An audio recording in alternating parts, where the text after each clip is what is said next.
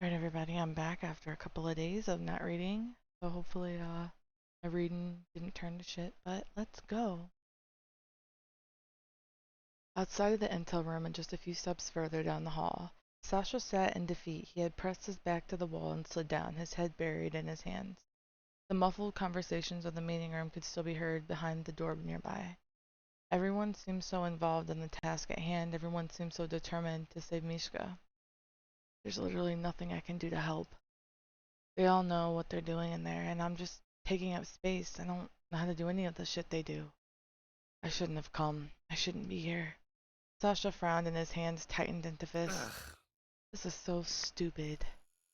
The fluorescent lights overhead buzzed, filling Sasha's mind with a kind of static while his thoughts spiraled. He curled his legs closer to his chest and rested his head against his knees. Why did I even try? Mishka, I'm sorry. I can't do anything. The feeling of wanting to cry swelled within him. His throat ached with the strain of holding back. Sasha's fingers tightened against the fabric of his sweats as he let out a shaky sigh. He pulled his bottom lip in with his teeth. Please just leave me alone. Sasha pulled the vibrating phone from his pocket, eyes widening as he read the lock screen. No fucking way. His fingers started to tremble as he unlocked his phone. Let me guess, is it Mishka? You've been quite busy these past few days, Sasha. Good to see you're recovering. Who is this? You'd be happy to know that Mishka is recovering too. What the fuck? Who is this? What about you, Sasha? I keep hearing your name, but we've yet to meet properly. Mishka has said so much about you. You should really come to see him. Do you have Mishka? He's been keeping me company, yes. But I think he's well abstrayed with his welcome. I'd be willing to return him, but structure is such a long trip. So why not meet halfway? Where's halfway? You're not really that fun to talk to. The Violet Line will bring you to the West Vale station. I'm on tight schedule, so you'll be on the 20 train if you don't want to miss them. How do I know you're not lying? You don't. One more thing. I'm only offering one ticket. I assume you understand. Bring a friend with you, and you'll be picking Mishka up off the tracks and pieces. Let's keep this between us. Sasha had been so focused on his phone, rereading every message that he hadn't noticed that tear that trailed down his face. What the fuck was that? Sasha struggled to breathe. He felt his chest grow heavy and tight with each passing second. Hold on, let me turn my alarm on. Okay. I mean, I'm sure we're getting played, but how am I supposed to know if this person really has Mishka? What if this was just a setup? What if Sasha closed his eyes, causing the remaining tear to spill over? What if something happens to Mishka or me? Blurry eyes opened to the screen once more. He could hardly keep his hands from trembling. They sent this text to me and just me. Sasha took a deep breath as he tried to pull himself together. Wasn't this what he wanted, to save Mishka? I'm the only one who can do this.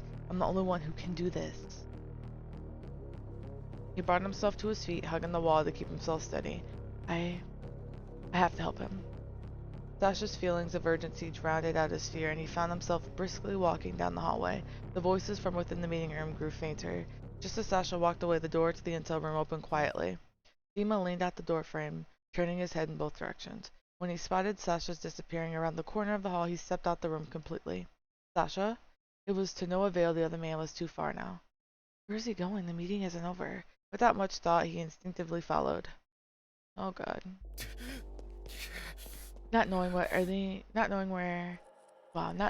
any of what he read was true or some cruel prank, Sasha hurried along the sidewalk and made for the subway. He couldn't stop checking the time on his phone.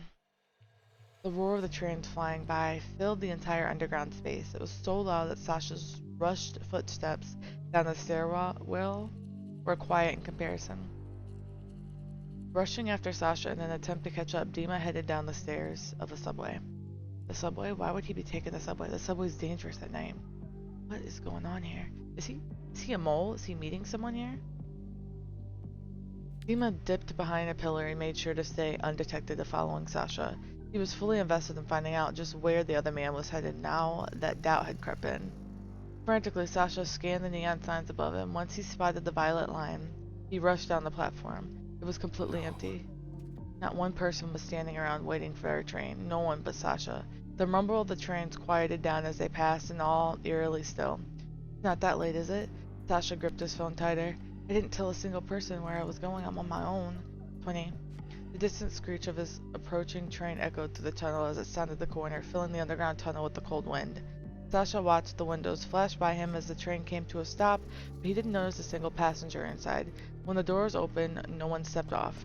He walked inside the empty train and the doors almost immediately closed behind him. The hair on his back stood up on end. Seeing that Sasha had boarded an empty train, Dima was quick to push through the doors of one last car's. He hunkered down out of sight and gripped the metal railing tight once inside. There's no way he's working for someone else, right? This isn't right. Something's not right. Sasha wouldn't... He isn't the type that... Right? Sasha couldn't sit still even if he tried. His head was constantly on swivel despite his reflection being the only one in the train's dark windows. Every bump, jostle, and noise along the way had him on edge. Dima stayed low while the train rocked along the tracks. Countless scenarios played out in his head, all as wildly imaginative as that. As the train doors opened, Sasha was met with silence. The platform was completely desolate. It was the same as before. Dima cautiously rose and peered out the now open doors of the train car. Spotting Sasha's back, he swiftly moved to the large column on the platform and pressed against it, keeping out of sight. Why am I hiding? I could just ask him myself what's going on, but what if he's meeting someone here? Maybe I should stay out of sight. Sasha hesitated to look over the edge of the platform he stood on. He didn't want to see something like Mishka's body down there. The mere thought sent shivers down his spine and caused a horrid twist in his gut. He glanced up at the subway signs and checked that this was all the right station, anxiety clutching his chest. Dima's fingers flexed on the pillar. He closed his eye and turned his head, trying to listen for any sounds of another person. For now, it seemed like Sasha was alone. This is bad. Something isn't right. So you can follow orders. I can see why Dima keeps you around. No, Roman and Sasha following his orders. Sasha's heart sank into his stomach. The tone so calm it felt inappropriate, made his body go rigid as he turned toward the sound of his voice. Dima froze in place and his breath hitched in his throat. Move, you have to do something. Move. No, Dima, don't do it. His body stayed frozen against the post. Are they brothers or something? I'm curious. Sasha's wide, fearful eyes watched while a man dressed in all black stepped out from behind a large pillar on the platform. He was dragging a tied-up Mishka behind him, his fingers tight in Mishka's hair. Sasha. He's been asking for you, Sasha. Going on and on about you. I'm a bit sick of it, honestly. Mishka, god damn it.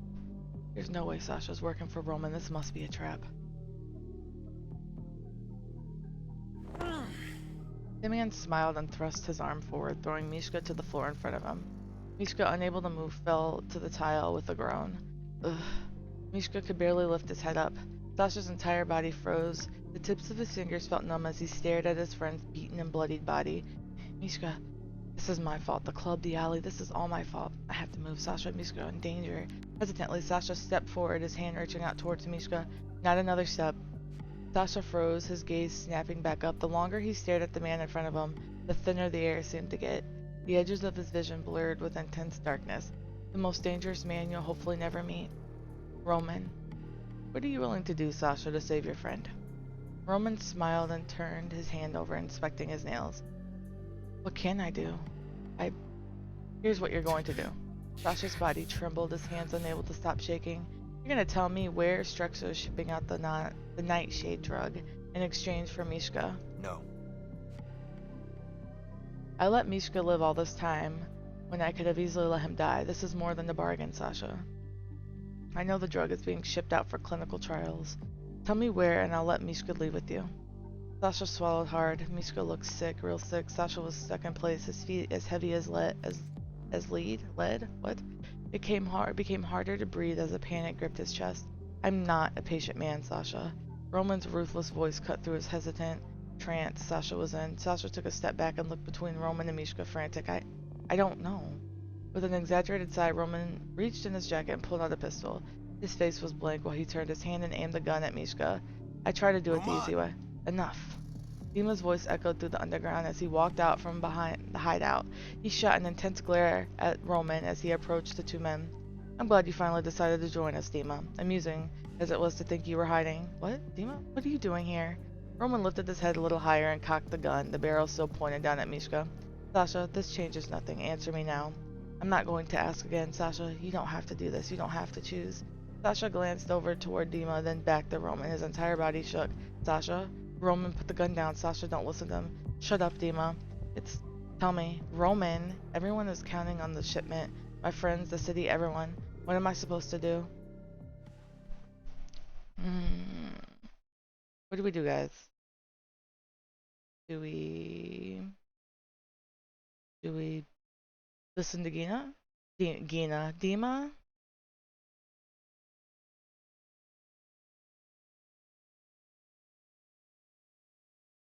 Or listen to our gut?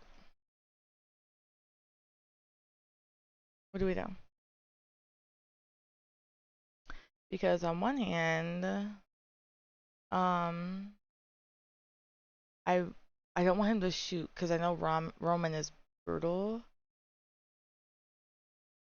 But do we save the city or save one person? What do we do? And then if we do save,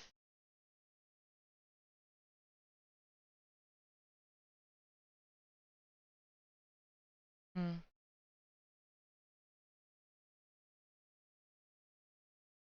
I just feel like I'm just gonna listen to my gut. It's at the harbor on the north side. The shipment is leaving the harbor tonight on a big boat. Sasha felt a weight lift off his chest. While he still felt terror seizing up his spine, there was a tiny sliver of hope that Mishka was no longer in danger. Cautiously, he shook at Dima and back to Roman. Dima narrowed his gaze on Roman, burning rage in his chest. You got what you came for, now leave. Roman smiled and lowered the gun from behind Mishka's head and slid it back to his jacket. He lifted his other hand and pressed to his ear. Ada, did you get that? The North Harbor. The grin on Roman's face grew into a sneer as he met Dima's gaze. Kill Pavel first, then burn it down. No. No. Sasha was still frozen in place, the hair on the back of his neck standing on end. He held his breath. This is what happens when you try to challenge me, Dima. Let this be a reminder to you. Your vision is a dead end. Roman waved his hand dismissively and started for the dark stairwell at the mouth of the platform. Riker stood there blocking the way with his arms crossed in front of him. As Roman approached, Riker moved to the side and nodded. Dima called out, spinning abruptly on heel. He started after Roman and a snarl on his face. Roman continued up the stairs, not once looking back.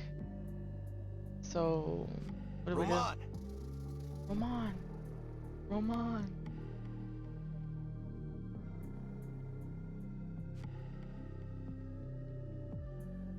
Hold on, guys. I have to look for something.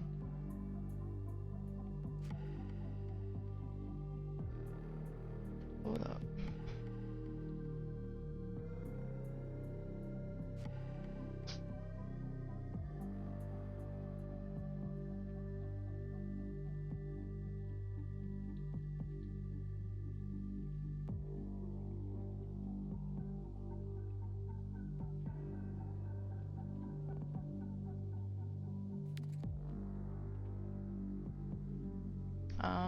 Okay. Without a word, Roman disappeared. As soon as Roman was out of sight, Sasha ran to Mishka's side and dropped to his knees. Frantically, Sasha set to untying his friend. Mishka, Mishka, open your eyes. Dima, Mishka needs help.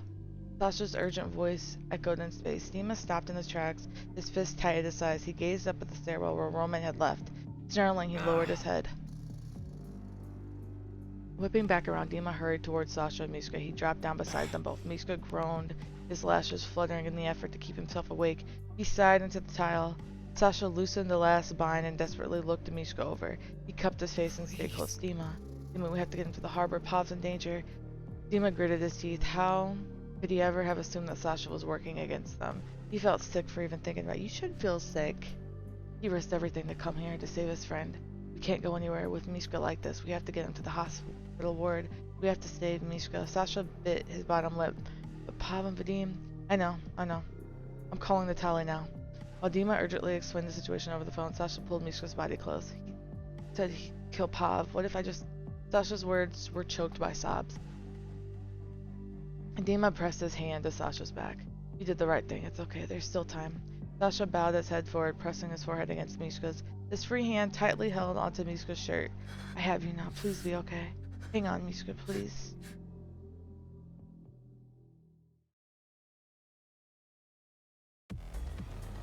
Okay, I'm working on traffic lights now, but red light on your left, cut through the alley there. Cutting off 3 lanes of traffic, Natalie swerved over on her bike into the alley and caneered down the tight space. She shot up on the incline and jumped over a fence with ease. I got it. Just work on the traffic lights, would you? I'm on it. You're 3 blocks out. I sent 2 drones not far behind you. Keep in your ear, Natalie. Yeah. I'm serious. Natalie broke into a wide smile, her hair blowing behind her in the rush of the wind. Just then, a large bike SUV swerved in the lane behind her and accelerated to catch up. Oh no, we got company. How did they even find us? They always find a way to weasel in, don't they? The vehicle sped up enough to bump the back of Natalie's bike, the driver clearly reckless. Natalie, you gotta shake them. We have to get to the harbor. My pleasure. Her wrist jerked back, kicking the bike beneath her in full throttle. Turning sharply, her knees almost scraped the asphalt below. She barreled through another alley and cut across the 4-way intersection with no hesitation. The SUV behind her abruptly swerved and skidded to a hard stop at the mouth of the alley. See them try to get through that one. I'm closing in on the harbor. What are we looking at, Indigo? Shots have been fired. There are several downed gunmen, and I see smoke billowing from a freighter. It's a mess down there. Please hurry. Pop and Vadim's communicators are out. Natalie squinted up through her helmet visor, noticing the plum of black smoke as they rose towards the night sky. The well-lit harbor made it easy to spot the burning ship. Shit, I see smoke. Alright, get those drones ready. I have no idea what we're riding into. Got it. Charging them now. Did you call for the medics? I've dispatched a helicopter. It should be there soon, but we have to secure the area. Leave it to me. Here we go. Natalie kicked the bike up a notch and sped forward. Hold on, Pav. We're coming. Pav better be alive. No, Vadim. No.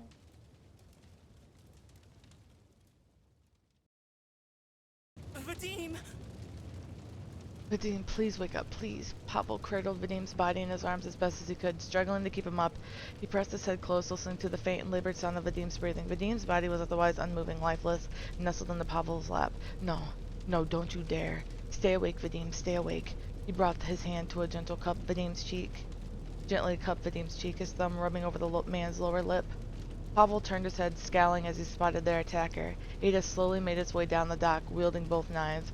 A massive fire engulfed the nearby cargo ship as it groaned and creaked. The flames devoured everything, the blaze growing with each passing second. Pavel gently set Vadim's head down against the wood of the dock and brushed a few fingers through his hair. Don't you worry, I've got you. You protected me, now it's my turn. His voice was barely above a whisper. Pavel leaned over and pressed a kiss to Vadim's forehead. Withdrawing, he stood and turned to face Ada. Pavel whipped his sooty cheek with the back of his hand and inhaled slowly. He reached for the purple pistol in his concealed holster and aimed it at the approaching figure. Bang. Ada deflected his blade, blocking the bullet from tossing it aside with ease, sparks flying, and still he advanced. Again deflected. This time the bullet grazed Ada's shoulder and tore the fabric. He hardly flinched and kept pushing forward. His knives glinting under the street lamps overhead. Pavel gasped, his brows raised. Despite the pounding of his heart, he stood unyieldingly and unmoving, the pistol still aimed for Ada. Excuse me. When he tried to shoot again, click! What the hell? Jammed. Ada broke into a sprint and charged Pavel at full speed. Looking over his shoulder to see how little Doc was behind him, Pavel exhaled, knowing that there was nowhere left to go. He hit the pistol with the palm of his hand and squeezed the palm trigger again. Nothing. Shit, please don't do this right now. I have to. The roar of a motorcycle approached from behind Ida. The bike raced down the dock, becoming louder and louder until the headlight blinded them both. Natalie? With one sharp turn, the bike cut in front of Ada, stopping him from his tracks. Natalie tumbled off the bike, letting it slide out from under her and crash into the side of the dock. She stood and cracked her neck. Don't even think about it, bitch. Ida rolled his shoulders and readjusted his knives. Oh, is that how it's gonna be? With a cocky smile, Natalia adjusted her gloves, sliding a pair of brass knuckles over them. She thrust her fist into her other palm and grinned.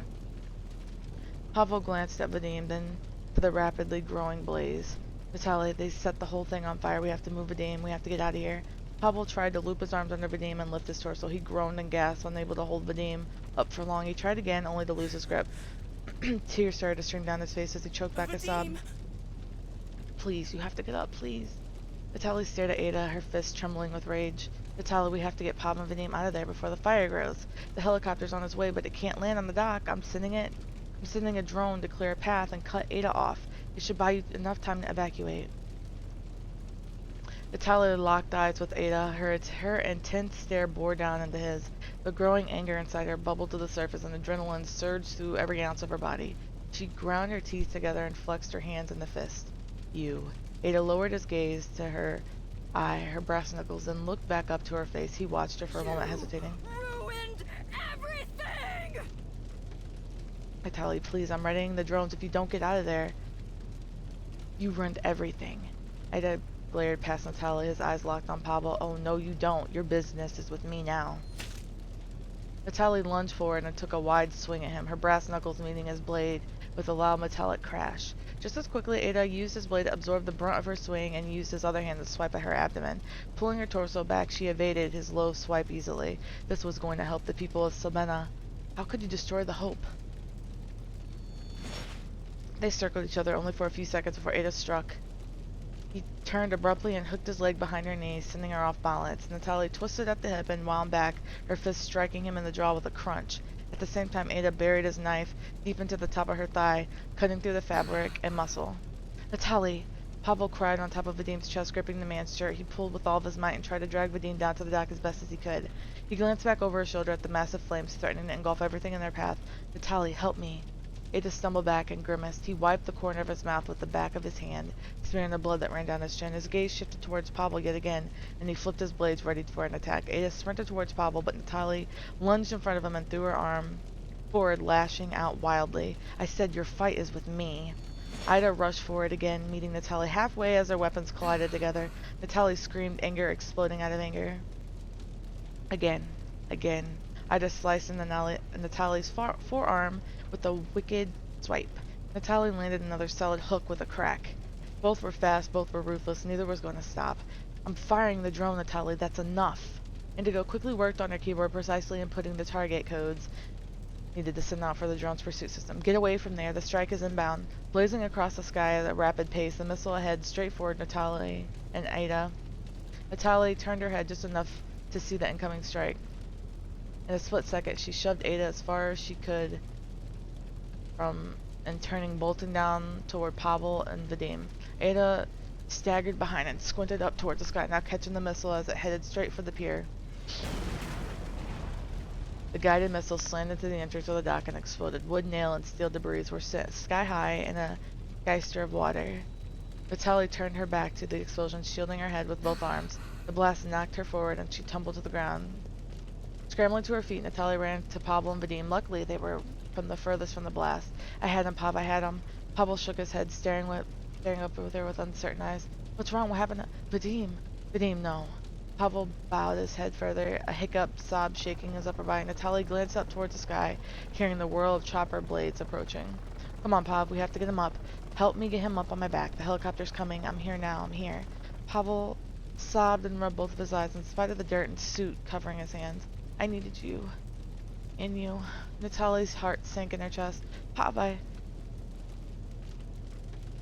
Searchlights from the helicopter beamed down on them as the wind from the blades increased. Everything became so loud it was hard to think. The helicopter hovered over what remained on the dock of the water, and the rippling with the force of the blades overheard. Okay, Pav, we have to lift him. Ready? On my count. If we lift him, we might do more damage. Pav, we don't have much of a choice. An ambulance can't get here near this fire. Pavel looked at Vadim, nodded, and got ready to move. 1, 2, Natalia. Natalia turned her head over her shoulder, her hair whipping fearlessly about. She squinted through the bright searchlights as the sight of Dima leaning out the helicopter. As he waved, he tossed a rope ladder. Natalia, we're here. 2 of the medics hurried, carrying a rescue stretcher and a large black bag. Why do they need a large black bag? They quickly set to work securing Vadim to the stretcher and the stretcher to the chopper. Pav, get in the helicopter. Vadim will be okay. We got him now. Let's go. The ship's unstable. Pavel sat quietly, his head bowed forward in his hands. He couldn't even bear to look back at the ship. Once everyone was on board, Dima gave all the clear and the aircraft took flight. Natalia glanced back at the scene. Fire engulfed the docks and the shipment was gradually swallowed into the black water. Smoke and ash obscured her view as she searched for Ada's body. There's no way he's dead. Indigo? Natalia reached up to her earpiece, but it wasn't there. Her heart sank again. God damn it. She sighed, her shoulders dropping. Dima set his hand on her shoulder and squeezed. She glared down at his hand. Her throat felt tight, her eyebrows lifted, and her eyes welled up. She tore her gaze away from him and stared out the window, quiet tears streaming down her cheeks. She rested her hand on top of Dima's, squeezing his hand tight. Everything was gone. That was intense. Sasha's hands lay in his lap, his head bowed forward as he watched. His fingers idly caressed the skin of his knuckles. The room was quiet, with the only occasional machine beeping interrupting the silence. The curtains had been pulled shut, the room covered in a dismal light. Mishka sat reclined in the bed, his head turned toward the covered window. An IV drip was secured to his arm, but thankfully no other tubes or monitors were attached to him. He said nothing and shifted the hospital blanket over his legs. Despite having not left Mishka's side since they were rescued at the subway, Sasha had barely uttered a word to him. There were so many questions he wanted to ask, yet he hesitated. Mishka was there, actually, here. He was right in front of him, and yet every time he looked at Mishka's direction, he felt his chest tighten. I hate this. As Sasha scooted his chair a little closer to the hospital bed, he tore his gaze away from his hands and did his best to offer Mishka a smile. So, cafeteria food here isn't half bad. Sasha intertwined his fingers even tighter.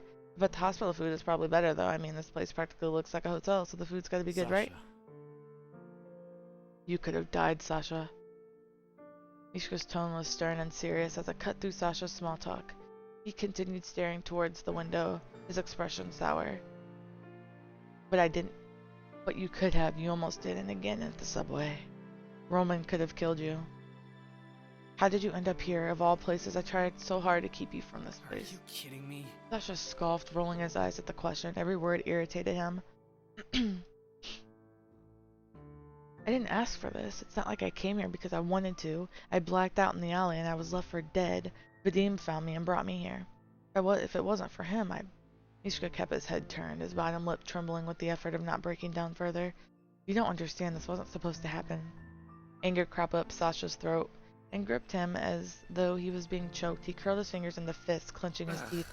You're right. I don't understand. Sasha stood up abruptly from his chair, almost knocking it over in the process. I don't understand how you could have kept all this from me for so long. I don't get why you're so upset and that I tried to save you. I don't get why you're so angry. I don't understand why you're mad at me. His heart was racing. If you didn't want me here, if you didn't want me to come to help you, then you shouldn't have called me into that alley. The air conditioner nearby kicked on, a soft hum filling the silence between them. Sasha flopped back down into the chair. Mishka gripped the blanket hard and pulled a fistful into each hand, his throat tense and his teeth grit together behind his tight lips. I thought, so selfish.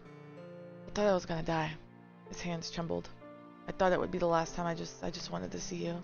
So selfish. The entire time I was in that cell, all I could focus on was how I can't live without you. Sasha felt his stomach twist in knots. If you had died, if you were hurt, if I could no longer see you, be near you, or see your smile, then I didn't want to live. That's what I felt lying there in that cell. A warm wave of tears blurred Mishka's vision, and that terrified me the most. Calling you into that alley was selfish of me. Wanting you to be beside me and only me is selfish of me. I've been nothing but selfish. I joined Strexa so I could stay in Slovenia, so I wouldn't get deported. I wanted to stay close to you. But I didn't want you involved in any of this. But here we are and everything is fucked. Mishka.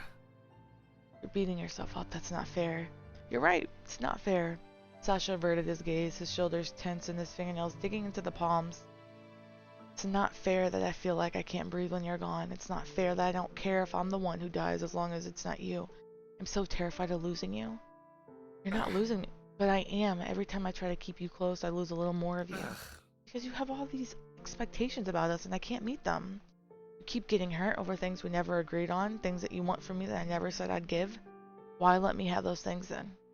Why do you sleep with me? Why do you lay your head on my shoulder? Why do you get so close if you know how I feel and you know you don't want to be with me? True, we shouldn't be leading him on. Sasha ran an agitated hand through his hair. I like sleeping with you, and being around you is comfortable, it's safe and familiar. It might come as a surprise, but I like being around you. Things were fine the way they were. What happened between us? How did things get so fucked up? I thought that whatever this is between us was fine if I had you. I didn't need anything else. Because as long as I had you, My world felt safe. You were never going to change. Things would always be the way they were. At least, that's what I thought. I would have stayed beside you that way. Unchanging as well. Huh? As long as you had me, you decided on your own that I'm no longer in your life. You sit here saying how shit's not fair and then make all the decisions about us on your own. You don't get it. I'm trying to give you an out. Sasha felt a warm, painful wave of tears brim in his eyes. Seriously? You are being selfish. You're only thinking of yourself. It's not my fault that you're insecure. It's not my fault that you keep pushing me away. Sasha! It's not what I... You're overbearing sometimes and you're overprotective. You're possessive and jealous and insecure. None of that is my fault. You don't get to punish me for your behaviors by driving me out. Mishka was taken aback, his heart sinking. He stared at Sasha in bewilderment. Sasha's lip parted to speak, but his mind went blank, breathing heavy, labored after his outburst. You're right, I'm insecure. You've always known how badly I need you. And that's my fault too? No, I'm not blaming you for any of it. Still, can't you see how exhausting it is to be this way? You are always on my mind. Who you're with, where you are, and if you're okay. Sasha jumped when Mishka raised his voice. His fingers felt numb and prickly from how hard he'd been squeezing them. It's not about you, Sasha. It's about how much I rely on you. That is not okay. It's me. I'm not okay, and I can't live like this. It's not fair to me, and it's not fair to you. Whether or not you return my feelings for you. Sasha bit the inside of his cheek and stared down at the tiled floor. I need to learn how to be okay without you. Sasha didn't know what else to say. He didn't know what Mishka wanted to hear. Mishka raised his palm to each eye and wiped at them, smearing his tears across his face. Say something, please. I'm gonna reassure him. Please. Even so, can't we, I don't know, work on it or something? Sasha was a complete stranger to these things, and it certainly showed. He fumbled over his words and sheepishly looked away from Mishka as he tried his best. Now, I might be the selfish one, but I don't want to lose you either. I know I've done some not so cool things too. Maybe we can work on it? Wouldn't that just be me getting my way? How can I learn to be okay without you if you're still here? I don't know, but it seems harsh to say you can't have any relationships just because you're afraid and insecure. At least that's what it sounds like. You're punishing yourself for just being a human. Mishka raised his head, his eyes wide, staring at Sasha. Mishka's shoulders began to shake. That's when he started to change. His expression melted into one of an afraid child, his eyes wide and wet and brimming over yet again. He hiccuped and angled his head up. Maybe I can change too. Big racking sobs forced giant droplets down his cheek and dropped off his chin and jaw. So we can stay together. Sasha couldn't hide the small smile that lifted one side of his mouth. Are you really crying like a baby right now? Mishka pressed both his hands to his face and cried harder, muffling his sobs. Sasha stood silently in place, rubbing at his own arm as Mishka cried. Move. I should try to comfort him. It felt unfamiliar, it felt awkward. But he took a step forward, just one step and then another. Before he knew, he was standing beside Mishka. He paused, his hands tightened on his own forearm. Should I reach for him? What if that's wrong? What if... Then he felt a tug at his pants. Looking down, Sasha saw that Mishka had just barely grabbed at his sweats, his thumb and index finger. Sasha's expression relaxed, and he leaned forward, pressing their heads together. Is this okay? Mishka nodded slowly. Sasha did his best to climb into the hospital bed, careful not to tangle in the IVs, and even more careful to not agitate Mishka's injuries. He scooted closer and laid his head against Mishka's. He's actually here. He's alive. Mishka's cries grew softer until they were nothing but gentle sniffles. We have a lot to work on. We have a lot of work to do, don't we? Sasha laughed a little, his head nuzzling close. The warmth of Mishka's body eased his mind. He slid down the bed until he rested on Mishka's chest. Yeah, I guess we do. I'm gonna try my best for you, for me, and for us. Sasha closed his eyes, tired and mentally drained. Sasha found himself drifting a little. I don't want to lose you either. I'll do everything I can, too. We'll work on it, and get a therapist if we need one, I guess. They're good at that stuff, right? Mishka let out a small chuckle. But if you come over unannounced again and break my lock, it's over. I'm so serious. I'm drawing the line with this one. Do you hear me? Mishka turned his head and a small smile on his wet face. Yeah, it was fucked up, wasn't it? Yeah, it really was. Never again, I promise. I really pushed it. I'm sorry. I'll forgive you. Forgive you if you give me some of your hospital food. Are you making jokes right now? I'm trying to apologize. Sasha smirked and leg closed. His eyes still closed. I'm so glad you're okay. Mishka sighed and adjusted, nestling against Sasha. He buried his face into the top of Sasha's hair and shut his eyes. I'm glad you're okay too. They both sat in the hospital bed in silence before gradually drifting off. An hour later, the muted sound of voices roused Sasha from his nap. He buried his face against Mishka before he opened his eyes, trying to will the sound away, but no avail. He groaned and shifted his lashes, barely fluttering open. Sasha sat up a bit, propping himself up on his elbows. Mishka was out beside him, damn near drooling on his pillow. He must have really needed a rest. The voices beyond the door were growing louder, and Sasha frowned. Didn't they know this was the hospital even more? Didn't they know that Mishka was sleeping in here? He eased the hospital blanket off his legs and carefully crawled out of the bed, not wanting to wake Mishka.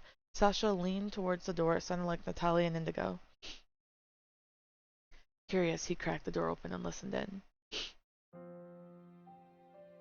I almost had him. I was this close. I could have taken Ada down, and that would have been the end of this whole shit show. Natalia's heels echoed as she stormed through the hall. Her jewelry chimed as Indigo grabbed her by the arm, bringing her to a halt. Yeah?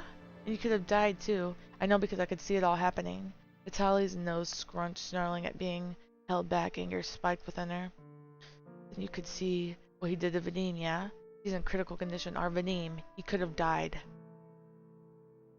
Indigo started to shake with frustration, doing everything she could to handle the mix of emotions threatening to overwhelm her. I know better than anyone else what it feels like to powerlessly watch while someone you care about dies. It takes so much strength for me to wake up every day wondering if I'm going to lose someone else. I could have prevented. Hey! I'm not finished talking. Indigo's voice grew louder than Natalia had thought possible, causing her to bite back her words and stare. I didn't want to watch you die. I refused to watch. Her voice shook with sobs. Watch that happen again. Natalia's stomach twisted at the sight of Indigo's tears. Tears she knew she'd caused. You should have had more faith in me. I was capable of stopping Ada on that dock. How? How am I supposed to have faith in you when you blatantly ignore me in your earpiece? All you needed to do was get Pavel and Vadim out. I had it from there. I called you several times and it was like you couldn't hear me. You were so wrapped up in your rage and pride that no amount of begging would have broken through to you. That's not okay, and I don't want to feel like a spectator in your life. Have faith in me. Have faith that I also know what I'm doing, and that I could and did get Vadim here safely. Indigo pulled her sleeve over her palm before using it to wipe her tears. Glittering eyeshadow smudged over the fabric. Tonight, you weren't thinking of saving Vadim. You just wanted to avenge him. I did what I had to do so you'd both make it home. All I do is hurt her. Natalia looked away, and the weight in her chest only grew heavier. Indigo, you're right, and I'm sorry. I lost myself back there. I shouldn't have come back. Mishka's safe, so my job's done. Natalia, I'm no longer needed here. Stop it. Just stop it. Please, I need you here. Indigo pulled her glasses off to better wipe at her tears. Whether you're wallowing in your self-pity at home or here at Strexa, I will always worry about you. Don't you get it? No matter where you go, where you try to run, I'll always worry about you. Please stay just a little longer. How do you do that, Indigo? You inspire me to do better, to be better. You always bring out the best in me, or remind me that my best is when there is somewhere. That's what love does, silly. Natalia's lips parted to speak, through the words dissolved when she looked past Indigo to see Dima walking up the hall. Suddenly, the irritation in her began to rise once more. Vadim's stable now, but he's still out. I came to check on Mishka in the meantime. Indigo turned to Dima when he spoke to her, eyes widening as relief washed over her. What do we do now, Dima? Dima lowered his gaze and set a hand on his hip. He shook his head with a low, drawn-out sigh. I don't know. For now, we should rest and regroup. Indigo's shoulders sank, his hands playing at the hem of his skirt. Right. You know where Pav is? He's with Vadim. Not even the doctor could keep him out. Indigo nodded with a sniffle. I'm gonna go check on him then. Without another word, Indigo walked past Dima and down the hall towards Vadim's room. Natalia's brow furrowed as she watched Indigo walk away. She turned her attention toward Dima, her hands on her hips. Same shit, different day. Aren't you tired of this? You know this was out of my control. Was it? Was it out of your control when Struxa mass-produced highly addictive drugs to disperse across the city? You know how hard I've been working on my own recovery, let alone how hard I'm trying to keep this city from falling apart. Yet, somehow releasing that drug was out of your control. This entire mess obviously has nothing to do with your history with Roman, right? Is that also out of your control? The bite of her words sank into Dima's heart, and yet again, he couldn't say anything to object. He's right. I'm gonna make things right. I've heard this spiel before, Dima. Your words mean nothing if you don't make any changes. I will because I can't lose anyone else. I won't, and I'm done. It's a shame you're feeling this way now. You know, after Mishka was taken and after Roman decided to light up an entire pier. No, that was my fault. Both Dima and Natalie turned to the door that Sasha had stepped out of. Natalie stared, her body tense. I told Roman about the pier. The operation was secure, and I blew it wide open.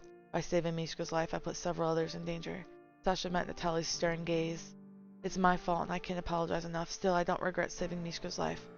Natalie's hands clenched into a fist. Yet she felt no anger toward him. He's got more guts than I thought, saying that to me. Sasha? It never should have gotten that far. It won't happen again. None of this will. Natalie turned back to Dima and searched his expression.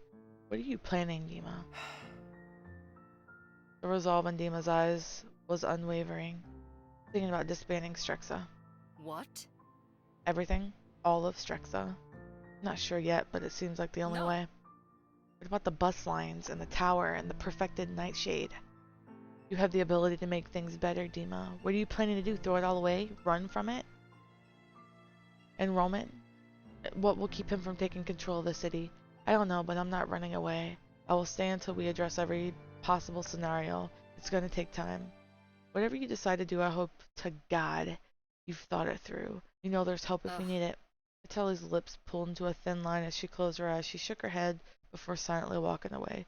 She's finally hit her limit. Is Pav okay? Dima sighed, shaking his head. Ecto attacked the supply. All of Pav's new drug went in it. Vadim was caught in the crossfire. He's stable now, but Pav won't even let me look at me, let alone allow me within 4 meters of Vadim. Because of me. You did what you felt you had to do. But it still happened because of me. Sasha? Mishka's door opened and he stepped into the hall, his arm bleeding where the IV had been ripped out. You're all so fucking loud out here. I'm going to my apartment. Mishka? Can't leave yet. I want to go to my room. I don't want to sit in the hospital bed listening to everybody bitch about who fucked up the hardest. Dima looked him over with worry. At least let me send the nurse to help. I don't need your help. Sasha stepped back and looked between the two, uneasy. Mishka, what if you hurt yourself? I know you want to go to your room, but Dima's just looking out for you. Mishka turned his head and stared at Sasha for a moment. He glanced towards Dima, then back to Sasha. Didn't know you two were so close. Mishka, this is about you. What if you break your stitches? I'm sorry, I just want some space for a bit. Dima's gaze dropped to the floor. He's jealous. Alright. But please at least let me know if you need anything. Whatever. Without another word, Mishka turned to walk the other way, making for the elevator. Sasha felt his stomach twist in knots watching him go. Sasha turned his head to Dima to see if he would do anything, his look almost pleading. I never wanted to hurt him. I care about his safety above all else, and I promised it. I trusted. He trusted me, and I promised everyone I wouldn't blame them if they never forgive me for it. Dima's eyes began to tear up before Dima allowed a single tear to fall. However, he turned away and headed towards the stairwell. Let's chase after Dima. Dima, wait. Sasha took off after Dima, catching the door to the stairwell. Sorry, my doggy was in the way. Before it closed, he couldn't watch him leave, not like that. Dima paid no mind and hurried through the corridor, his steps echoing while he climbed the first flight of stairs. I said wait. In a split-second decision, Sasha followed in pursuit, huffing while he climbed the first flight. Dima! Sasha reached out and grabbed the back of Dima's coat as soon as he was close enough. I know you can hear me. Dima tried his best to shrug Sasha off his coat. His face turned away. Sasha, please, just stop trying to run away for just 1 second. Sasha moved to stand in front of Dima, arms outstretched to block him from going further up the stairs. Dima's hair fell forward over his eyes while Sasha blocked the lip. Wait, what? I don't know what the fuck I'm just... You are. You're running away right now. What are you even running from? Dima grew quiet, turning his gaze towards Sasha. His shoulders dropped. I failed Mishka and I can't do anything to help him now. Mishka wants space. That's all you can do right now. Don't beat yourself up for that. You weren't listening. All I do is make things worse for everyone. I fail as a leader. Dima tried to sidestep in order to get around Sasha and sighed when he was met with resistance. Sasha wouldn't budge another step. Everyone? Because if there's one thing I've noticed since coming here, it's that everyone here admires you. Yeah, things at Struxa aren't perfect, but it doesn't have to be. Everyone's still here because of you. Why? I'm the reason they're all upset. I put them all in danger. You're taking responsibility for way too much. A look of shock spread across Dima's features. He stared down at Sasha, then irritation clear on his face. You are the most stubborn person. You can't control everyone, Dima. I am the head of this company. I am the one who all of this falls on. Everything is my fault. His face flushed a dark shade of red, heart pounding. Well, some of it maybe. But does that mean you can control Roman and the things he chooses to do, or me for that matter? I'm the one who told him about the docks, but I could have prevented it. You're not the only one who failed him. Sasha felt the cut of his own words. He felt his stomach sink. We both put him in harm's way, and still it's not my fault that Mishka was taken, and it's not your fault that Roman kidnapped him. Shit doesn't always pan out. We fuck up and it really fucking sucks. But, Dima, it's not fair to blame yourself for everything. Dima stared in awe, then averted his gaze. He couldn't help but smile. How was it possible that he managed to find his way through my cracks? Even so, I think I want to be alone right now. Are you sure? Absolutely positive? Absolutely positively sure you aren't just running again? Dima took a deep breath, one hand lifted to pinch the bridge of his nose. Every second spent with Sasha felt like his walls were crumbling down. I don't know, I just don't want to face others right now. I'm not ready yet. You can't let him see me like this. And I guess you're stuck with me until you're ready. Despite the blush that was on Dima's face after such a statement, he cleared his throat and looked over the top of Sasha's head. The floor number at the stairwell landing said that they had quite a few more flights to go. Even after all that's happened, you want to be around me? He turned back to Sasha with an incredulous look. I don't know what that word is. Sasha felt the tension finally start to ease out of him. Why else do you think I followed you? Sasha lunged forward and grabbed Dima's hand. He threaded their fingers together and turned for the top of the stairs. Sasha had thought holding Dima's hand would feel so foreign to him, but something about this moment felt natural. Come on. Wait, where's your apartment again?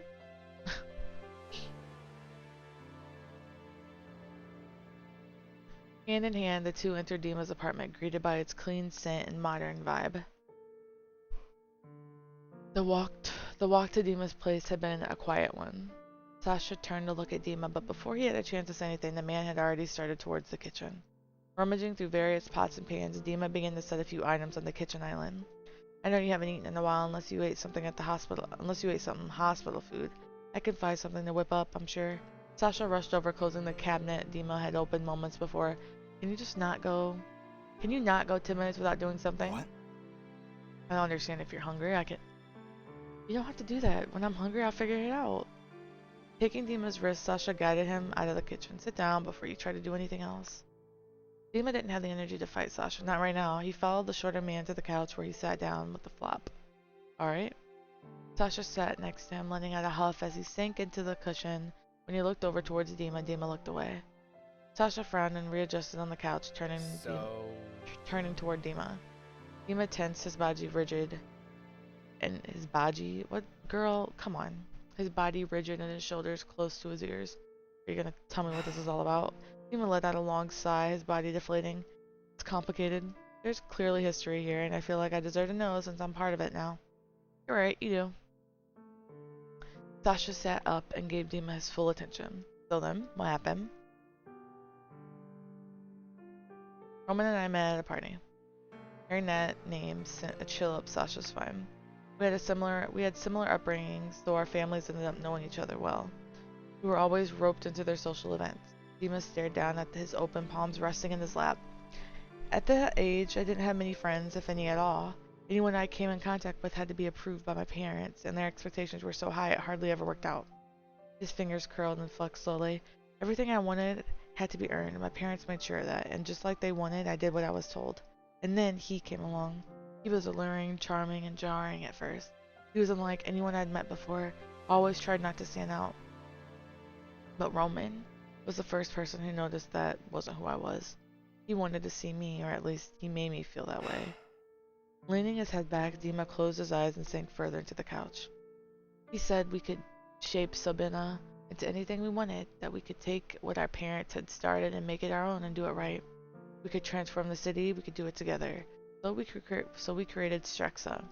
We started out small, trained a lot, and prepared ourselves for the lofty task we had been given ourselves. We built an entire empire, but Sasha crept his hand towards Dima's, hesitating at first, but then wrapped his fingers around the other man's. He squeezed. I still felt there was something missing, like the people. I wanted to share our vision with the people of Sabina. I never thought for a second that that wasn't what Roman wanted. Without realizing it, something had changed in us and me. We were supposed to be doing this together, but Dima's other hand firmly gripped his prosthesis. I don't know. His leg. We were pulling away from each other, and I tried to hold on. Dima's eyes welled up. Slow currents of tears ran down the corner of his eyes. With his head tilted, they streamed down to his jaw and dropped off, and now he resents me. Sasha exhaled and squeezed Dima's hand tighter. And you? Dima angled his head towards Sasha with a questioning look. What about you? I miss him. The person who I met at the party, the one who made me feel like I could do anything and be anyone. I miss him. But that person is long gone now. Even after everything that's happened between us, with all the contempt, it's still hard to let him go. My hesitation has caused so much grief for Strexa and the others. Things weren't supposed to be this way. Okay, this is complicated. I'm not really great at these kinds of things or anything, but I know it's hard to just let somebody go. Sasha averted his gaze, looking over at the curtains draping the large windows, especially if you kind of spent most of your life with that person. Sasha's shoulders sank as his expression softened. You want to hold on, thinking things will smooth out on their own, or go back to the way they were. But at what point do you stop and ask yourself, is it worth it? What happens to when he's not there anymore? Dima stared at Sasha and let his thumb rub over Sasha's knuckles. What happens to you when he's not there anymore? You say you're not good at these things, but you're a lot smarter than you let on. Hey, what does that mean? Dima chuckled, turning his teary gaze towards the ceiling. The small smile on his face stayed while he looked at the lights above them. Sasha smiled, seeing Dima start to finally ease up. Things can't certainly continue this way, can they? You and Roman? The one almost killed Mishka? No, I don't think so. We've changed so much, and I've lost a lot already. How do I know I won't lose more? I guess even if you think you've lost a lot, look at what you've gained too. Still have people who like you and want to stay beside you, and well, you have me too if you want. Sasha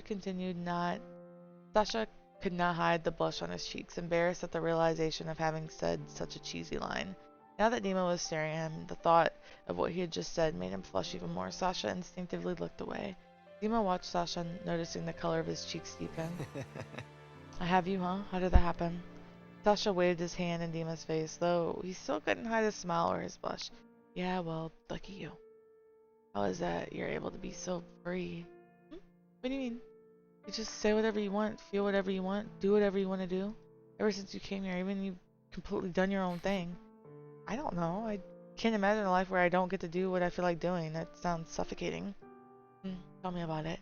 Though Dima hesitated, he lifted his hand and brushed some of Sasha's bangs from his brow. It just seems so terrifying. How do you know you'll be okay or that you'll do the right thing? I don't know that. I just know how I feel now, and that's enough for me. You know what? I totally relate to Sasha. Their faces were so close. So, how do you feel right now? Wait a minute. Whatever. Dima's heart pounded in his chest, and he watched Sasha close the distance between them. He pressed his forehead to Sasha's and shut his eyes. I just know how I feel now. I feel like I just want you. Dima's hold slipped to the back of Sasha's neck and guided him near. Their lips almost grazed. Sasha noticed Dima's hesitation. Seizing their chance, he pressed his lips to Dima's. Sasha's heart hammered away and his stomach fluttered at the feeling. He pushed close, his hands sliding over Dima's chest and settling there. Sasha's lips were so soft, Dima had a hard time pulling away. He gasped once for air before crashing back into the touch. Sasha groaned against Dima and slid his hands further down Dima's front, and the heat of desire lighting his thighs up. That's so gross. Coming from an asexual, that's very disgusting.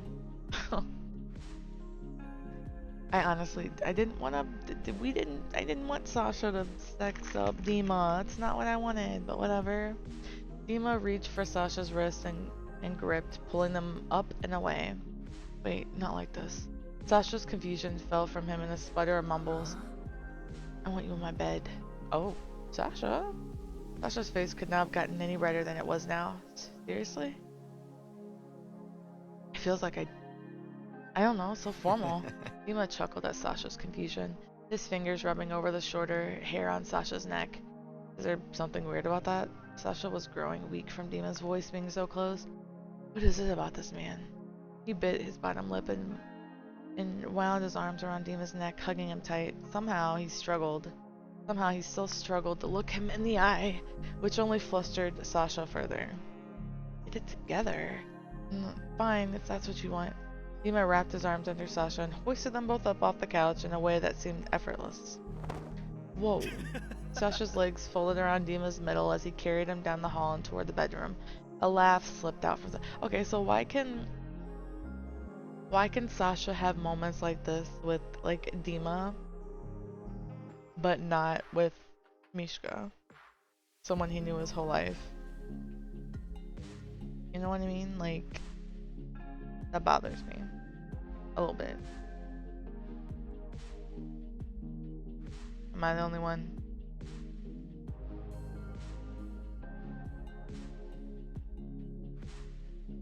I'm upset, but whatever. It was more than simply feeling turned on. He felt at ease. Don't show nothing. Sasha sighed and let the afterglow wash over him. He settled into Dima's hold and nodded faintly. Okay, carry me. Are you serious? Yep, carry me. Then you'll lay with me in bed. Sasha brought his hand up to Dima's face and covered it, even pushed his head away with a scoff. Well, yeah, I wasn't gonna leave or anything. Dima only laughed and scooped Sasha up, starting for the bathroom. You are insanely cute, you know? I know. Don't show anything. Don't do it. Don't. Alright, hold up. I want like a piece of something. And my throat is dry. I'm sorry, y'all. This is just how it has to be.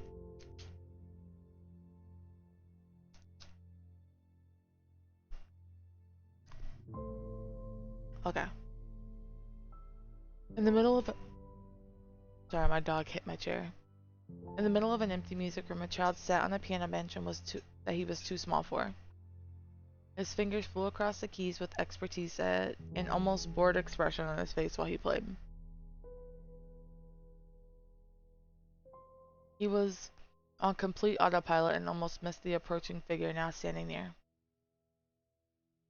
You're really good for someone with no audience. You should be playing out there. Dima looked up flushed, removing his hands from the keys and hiding them in his lap. It's just Bach, and besides my mom and I. My mom says I shouldn't draw attention to myself. There's music playing out there already anyway. Roman drew near and rested his elbow on the baby grand, leaning into his hand and squishing his cheek. Yeah, well, your playing sounds much more interesting than the music out there. I guess I'm your audience now.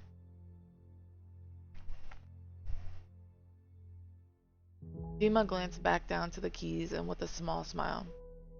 Why'd you come back here anyway? I'm not really a party person. Roman laughed and stood upright. Really? Your family's always at these things, it seems. Mine too, but honestly, these parties are so boring. Yeah, little my parents enjoy them, but they always stay too long.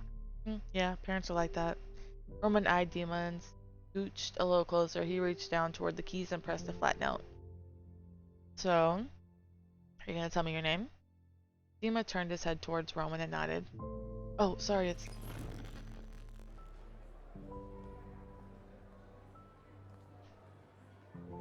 Dimitri. Dima's attention was divided as he scoured the small trays of... Girl, I don't know that the fuck? and selected one. He popped into his mouth and turned toward Roman. What is it? Remember how you said that in the city needed stronger leadership and direction? How unfortunate it was that someone more adept wasn't in power.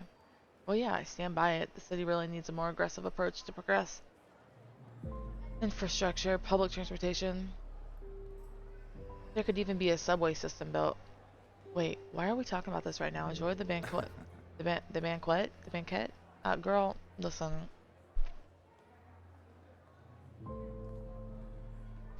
I don't know.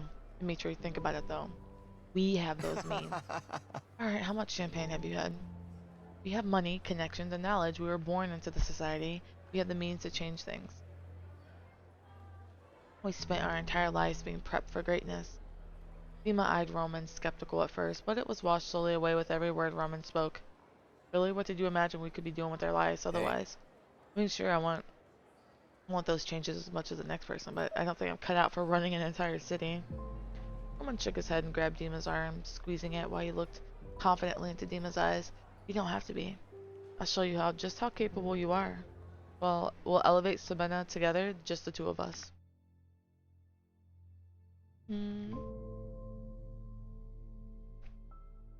The door shut behind him as he walked out the conference room, frustration reading over his face.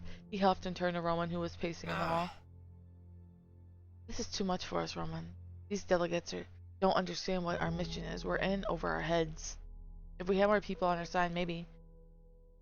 Would you quit worrying? I told you I'm capable of handling these politicians. We just have to find their weak point. Roman, we need more people. It's not a bad idea to get a few extra hands to help us. We may be capable of building this company, but we don't have to do everything ourselves. We can get workers, bolster the workforce, and that will appeal to these investors.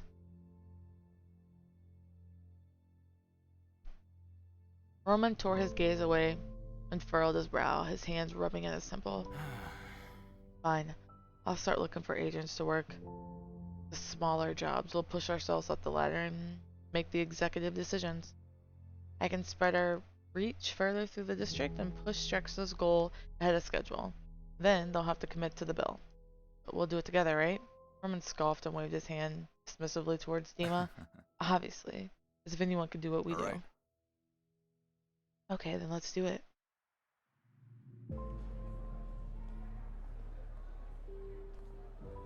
Workers passed by in the halls, their chatter and the remnants of laughter echoing through the building. A chipper worker waved to Dima as he passed by.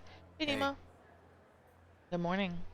Dima lifted a hand and touched a small stud in his ear. He rotated idly while he headed down the hall toward Roman.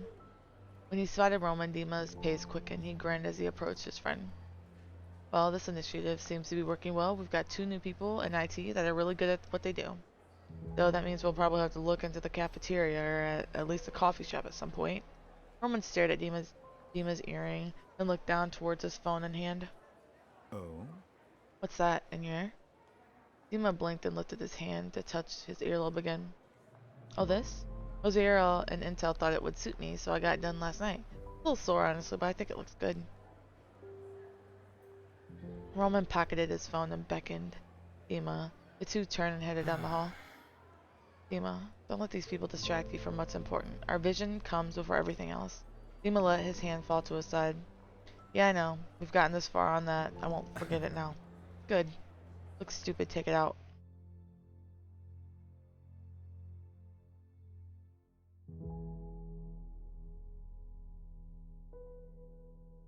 Dima pressed his arm to the brick wall of the alley to steady himself, his breath heavy and labored. Roman! He yelled at his friend's back, his teeth grit tight behind the mask he wore over his nose. Dima lunged forward and grabbed Roman, pinning him against the wall. Roman grimaced when his back hit the concrete. How could you leave one of your own behind? He risked his life for you. Roman's hands curled into fists, his brow tensed and his eyes sharp. That's his job. He knew what he was getting into. There was time. He was still a person. How could you leave him there? There was still time. Since when did you care about them? They're only here to make sure we survive so that we can keep this city afloat. They're people, not pawns. Roman's eyes grew wide and he roared back. The plan always comes first, Dimitri. We're changing Sobena for the better. Compared to that, they are expendable. No one is. Should I be worried you'll leave me to die? As long as it's for the plan, right? Dimitri, your attention has been divided. What don't you want to hear that you fucked up? Dimitri, I said enough. You've been messing around with these people too much. They're distracting you. I'm the one that's gotten you this far. I'm not going to throw away everything we worked for just because you suddenly lack a backbone. You're unfocused and your attention has been divided. Don't forget what we've been doing, Dimitri. Roman twisted Dima's wrist, loosening the hold Dima had on him.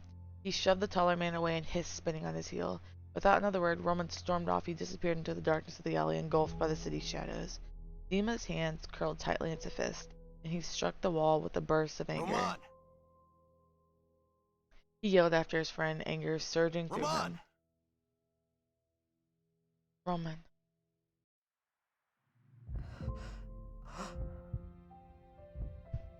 With a gasp, Dima sat upright in his bed. The blankets pulled around his waist were drenched in a sheen of sweat. Yuck. Dima panted, his hands moving to cover his face while his heart hammered away in his chest. He gripped at his face and tried to calm himself. Dima took a few moments to breathe and let a cloud of confusion clear from his mind. What the hell was that? He turned his head towards the other side of the bed, eyeing Sasha. Sasha, that's right. He stayed over. Dima rolled his neck and moved the blankets off his leg. He leaned back into the bed and stared at the ceiling, heart still beating hard. Laying next to Sasha provided some bit of comfort, but he stared up at the ceiling and it was clear that the night's terror affected lingered.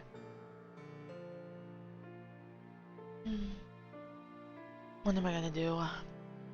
Dima closed his eyes and rested his wrist on his forehead. With a deep sigh, he opened his eye. Roman, I have to let you go. For me, for Sabina, for everyone involved, I have to end this. As you should have a long time ago, but, you know.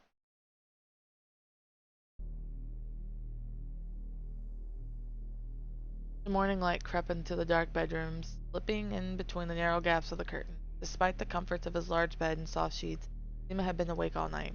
He lay staring at the ceiling with a half-lidded gaze, his chest heaving in tired exhale. He eased himself up on his elbow and turned his head, his gaze landing on the body next to him. Sasha seemed peaceful, sleeping like a log and hugging his pillow close. Dima smiled and brushed green strands from Sasha's forehead. Remnants of Dima's nightmare. Hold on. I want to know who Roman's brother is. Embedded in his mind, flashing before him, he grimaced while his hand recoiled from Sasha's face. I'll show you just how capable you are. We'll elevate Savannah together, the two of us. Your word means nothing if you don't make any changes. Dima took a deep breath and rubbed his face with a quiet groan. He reached for the liner resting on the nightstand and began to fix it over his residual leg. The sleek, highly advanced prosthesis, I thought they were prosthetics, hissed as it locked into place, secured and stable. Dima glanced down and flexed his foot. The man squinted into the dim light and looked back at the nightstand. He patted the surface and searched for his phone, missing it the first time. When he found it, Dima carefully slipped out the bed so as not to wake Sasha. He left for the kitchen. 3, 4, 5. Dima sat at the kitchen island. His hand held his head up, and his blinks were slow. His thumbs ran along the smooth surface of a smartphone. You still have people who like you and want to stay beside you. And, well, you have me too if you want. Will I ever be ready for this? Staring down at his phone, he began dialing a number. His thumb hovered over the call button.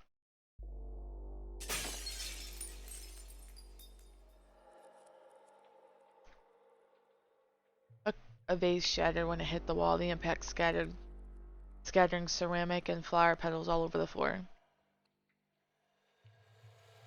Everyone in the meeting lounge tense as if holding their breath. I told you to kill him, Ada. His bodyguard was down. I can't possibly understand how you couldn't finish the job. He's all of 20 kilos. Roman's tone was stern and ruthless, his gaze fixed on Ada. Despite the others in the room, he swatted at the air.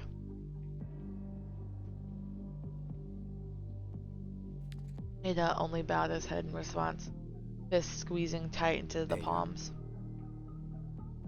Still, all the nightshade was destroyed. You confirm that at least? Ada nodded and kept his head bowed. Correct. What didn't burn is at the bottom of the lake. That's more important than... Pavel's fast, though. There's nothing keeping him from going right back into production, especially with Ilya backing them. Don't say his name. Sorry, please forgive me. We have time for it. We have time for Ada to correct this oversight. And Pavel's security will be tighter than ever now. A muffled tone rang from Roman's breast pocket. His eyebrows raised as he pulled the phone out, checking the number. The tension on his face immediately melted away and was replaced with a thin smirk. Oh. Immersion and Riker exchanged looks, then turned back to Roman. Without bothering to step out of earshot, Roman answered the call, holding the phone to his ear. Are you calling to thank me for the gift I left you at the docks, Dimitri? I'm done, I fold. What are you on about? I said I'm done. I'm disbanding Strixa. You're being dramatic. Roman laughed, glancing down, pushing the shattered vase away with his shoe. I never wanted to fight you, and I don't want to do this anymore. This isn't helping Sabena. I'm done playing this game of ours. Roman froze where he stood, his pupils constricting. Ada took a step forward. Sir, is everything alright? Immersion firmly tugged on Riker's coat before shaking his head. It was never supposed to be like this. We were supposed to help Sabena together, but now we're just hurting people, and I'm done. No, you're not. Ada froze and stared at Roman, his fingers uncoiled from their tight fist. You're pathetic. This is pathetic. You don't get to do this to me, not again. Roman, you think you're doing me a favor? I don't need you to hand the city over to me. I don't need your fucking help. Goodbye, Roman. No. Don't you dare, Dimitri.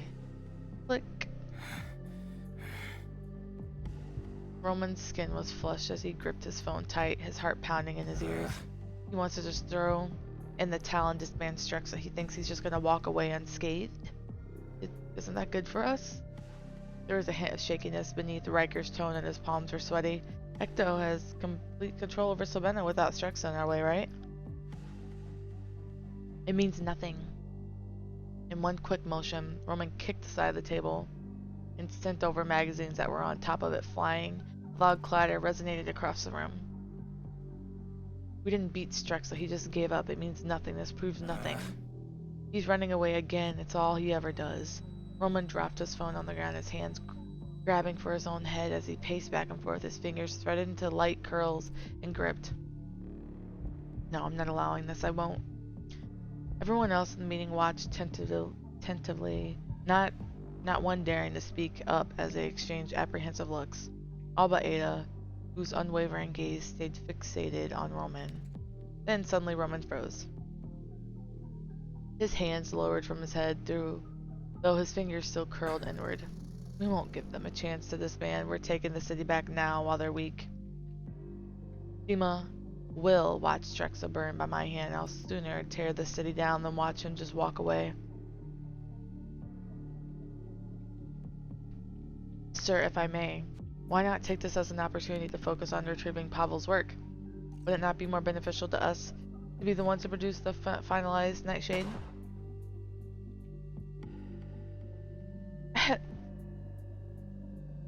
The entire room jumped and ducked to cover their heads. The chemist dropped to his knees and gripped his shoulder in agony. Blood quickly stained their pale lab coat like a blossoming rose.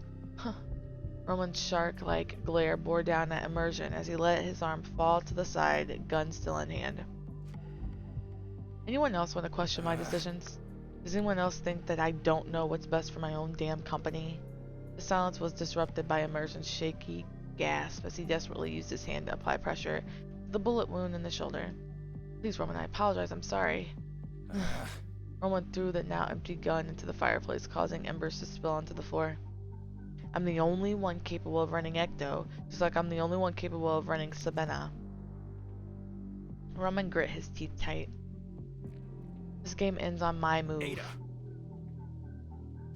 Ada pulled up his mask and hastened to Roman's side, a confident glint in his eye. We're finishing this. Ada nodded and reached for both of his weapons. Roman turned and left the conference room, his guard dog following at his heels, always behind him, always loyal. I can run the city better than Dima, Ilya better than anyone. They'll know soon enough.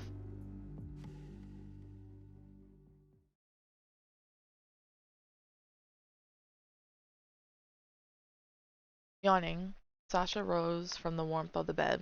The mattress beneath him felt so soft it was hard to want to move. With a big inhale, his arms stretched over his head and reached for the ceiling. God, I haven't slept like that in weeks. He laid there, his thoughts slowly trickling in. Rolling his neck to the side, Sasha glanced at the space next to him. Empty? He propped himself up on his elbows and looked around the room. No one was there and the light of the bathroom was off. Resisting the urge to lay back down in the warm bedding, Sasha threw the blankets off his legs and sat there at the edge of the bed. He rubbed at his eyes with one palm while the other grabbed his phone from the nearby nightstand.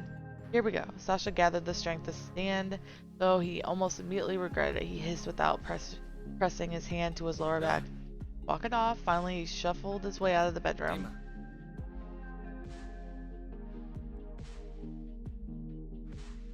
Peeking around the corner of the hallway, Sasha dragged his feet along the cold floor and headed toward the living room. The aroma of coffee waved throughout the space.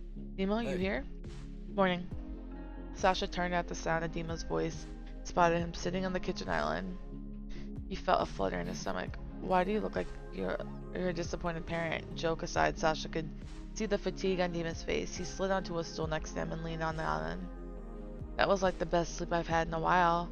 What is your bed made out of? Dima chuckled and glanced down at the coffee mug in his hands. His thumb brushed along the ceramic edge. Have you been up long? I've been up a while, so it's alright. I see that, but you don't look alright. Dima shot Sasha a side eye and let his shoulders droop. His thumb stopped rubbing the cup. Nothing. Sasha's gaze dropped down. Is this about last night? Like, as in, us and... What? What? Well, I'm just saying, if you regret anything... Sasha. The man couldn't hide his smile. He reached over and laid his hand over Sasha's, squeezing. I promise you I don't regret a thing about last night. I really enjoyed your company. I enjoy you. Sasha's ears were warm. He looked down at their hands because looking at him in his eyes was harder. I just couldn't sleep, and Dima pulled his hand away from Sasha's. I called Roman. You what? I called Roman and told him I was ending things. That this was the end to Strexa. Sasha searched his expression, feeling his blush drain away in surprise. And how did that go? It went as I expected. Lifting the coffee mug to his lips, Dima took a long sip. But it had to be done, so it's over. The end of Strexa, it's for the best, right? At first, Sasha was unsure how to respond. His fingers idly tapped on his lips before finally speaking. So... What now? Dima took a deep breath and set his cup down. He watched the remaining coffee sloshed around inside the mug. First, I need to figure out what I'll be doing with the facilities. I can't just leave thousands of people out of work. Yeah, Strexa does employ more people than even I know. All the facilities, even those apartments? Yep. Ideally, I don't want to keep any of it. Ideally, I don't want to keep any of it. So then where will you go? Dima turned his head to face Sasha. Me? Yeah, well, Sasha shrugged. I kind of thought if you stuck around in Sabina, I might maybe want to come around. Like, to hang out with you, maybe. Dima couldn't take his eyes off Sasha as he stumbled through his proposal. Despite the stressors from the last 24 hours, Dima felt the tension melt away in even a moment. I'm not sure yet where I'll go, but I'd love to have you around. Sasha bit his lower lip to hide a smile. He settled for putting his hand over his mouth, pretending to wipe something off. I really like you, and I kind of wanted to see where this thing between us goes. That's not what I wanted. I love that. I should probably talk to Mishka, though. Sasha leaned back against the stool and ran a hand through his hair. Every ounce of his being wanted to reject the idea of confronting his friend, but he's my best friend. He should know. It's only fair. You're right, he should. And I should head to work and figure out this whole disbanding mess. Sasha let out a big sigh before scooting his stool back and sliding off. Do you know where I could find him, Mishka, I mean? His apartment is on the same floor as yours, just down the hall. It's 702, I'm pretty sure. You're pretty sure? Dima chuckled as he rose from the stool and set the coffee mug in the sink. He turned to grab his coat and started putting it on. Yeah, pretty sure. Let me know how it goes. Yeah, Sasha's heart started to race as he watched Dima leave the apartment. His stomach felt like it had been twisted in a knot. 702.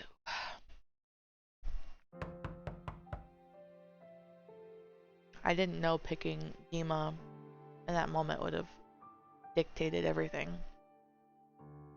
I don't want that, but whatever. Sasha stood frozen in front of Mishka's door. At least he was pretty sure it was Mishka's door.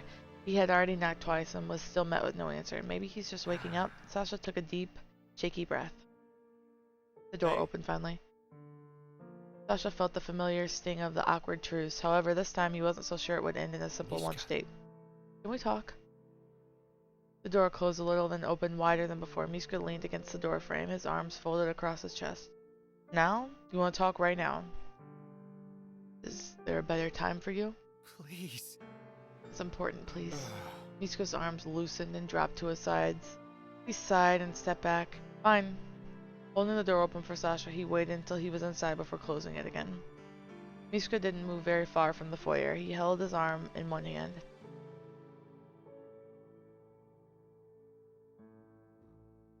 Sasha pulled his arms in to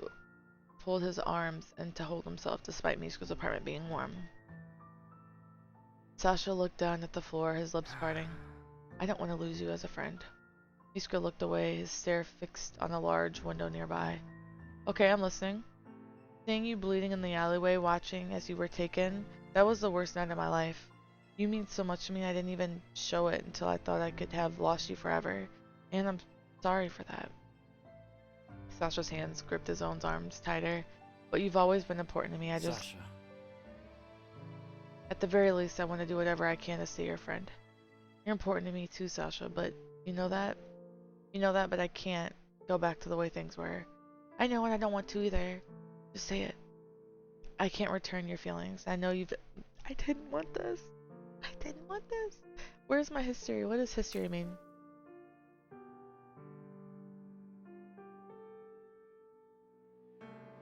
Can I go all the way the fuck back?